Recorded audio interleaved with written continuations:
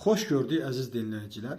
Bildiyiniz kimi bu günləri Ukrayna prezidenti və Ukrayna diplomatiyası artıq bütün regionda, belə deyək, hər bir yerdə biz Ukraynanın əlini görürük və bu da onu göstərir ki, Ukrayna artıq siyasətdə və regional gücdən artıq qlobal bir gücə çevrilməyə başlayır ki, bu da çox yaxşı, necə deyirlər, xəbərlərdən biridir. Bilirsiniz ki, bu günlərdə məhz Zelenski ərəb ölkələrinə səfərə getmişdi.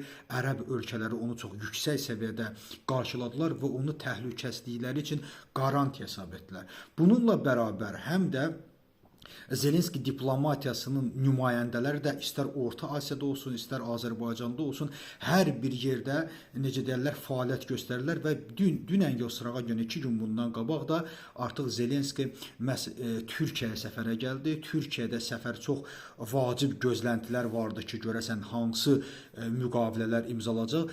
Məhz Ukrayna ilə Türkiyə arasında 3 təhlükəsizlik sazişi var ki, bu təhlükəsizlik sazişindən biri paraflanmamışdı və bu sazişi də həyata keçirdilər və Zelenski bildirdi ki, biz Türkiyə ilə təhlükəsizlik barədə də bir saziş də imzaladılar. Və bununla bərabər çox maraqlı olan hadisələrdən biri də məhz Türkiyə hökumətinin Ərdoğanın, belə deyək, təyyarəsi ilə də məhz Suriyaya uçdu, Hakan Fidanlı eyni vaxtda və burada da regional olaraq bir görüş keçirildi.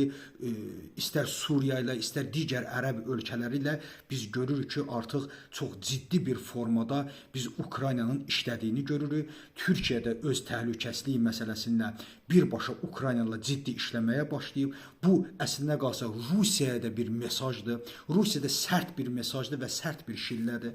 Artıq belə desək yanılmarıq ki, boşalmış Rusiya yerini artıq Ukrayna doldurur və çox ciddi şəkildə işləməlidir. Bilirsiniz, Türkiyənin istər silah qayırma məsələlərində olsun, istər təyyarələrin və yaxud da ki, motorların birlikdə yığılması məsələsi Ukraynada olan ciddi mütəxəssislərdən bəhrələnir Türkiyə. Çünki bilirsiniz ki, istər SSR-in dövründə olsun, istərsə də indiki dövrdə Ukrayna ağlı, Ukrayna mütəxəssisləri kifayət qədər ciddi mütəxəssislərdir və Türkiyənin də onlara ehtiyacı var. Bu mənada Türkiyə ilə Ukraynanın ciddi yaxınlaşmasını görürük. Həm də Qara Dəniz məsələsində də bugün iki ölkənin daha aktiv surətdə bir-birinin təhlükəsizliyini qorumaqla işlədiyinin şahidi olur ki, bu da bizim regionumuz üçün də, Ukraynanın güclənməsi üçün də, eləməz Türkiyənin də ciddi bir müttəfiqə ehtiyacı var ki, Türkiyənin də ciddi bir müttəfiqlə birlikdə münasibət qurmasında, əlbəttə bizim üçün də, regionumuz üçün də çox ciddi